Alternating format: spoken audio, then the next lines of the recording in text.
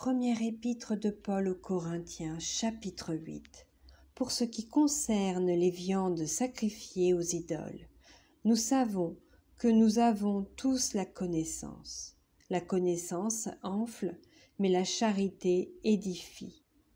Si quelqu'un croit savoir quelque chose, il n'a pas encore connu comme il faut connaître. Mais si quelqu'un aime Dieu, celui-là est connu de lui. Pour ce qui est de manger des viandes sacrifiées aux idoles, nous savons qu'il n'y a point d'idole dans le monde et qu'il n'y a qu'un seul Dieu.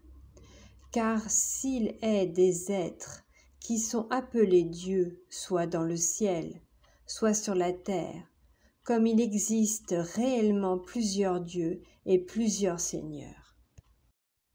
Néanmoins, pour nous, il n'y a qu'un seul Dieu, le Père, de qui viennent toutes choses, et pour qui nous sommes, et un seul Seigneur, Jésus-Christ, par qui sont toutes choses, et par qui nous sommes. Mais cette connaissance n'est pas chez tous. Quelques-uns, d'après la manière dont ils envisagent encore l'idole, mangent de ces viandes, comme étant sacrifiées aux idoles, et leur conscience, qui est faible, en est souillée. Ce n'est pas un aliment qui nous rapproche de Dieu. Si nous en mangeons, nous n'avons rien de plus. Si nous n'en mangeons pas, nous n'avons rien de moins. Prenez garde toutefois que votre liberté ne devienne une pierre d'achoppement pour les faibles.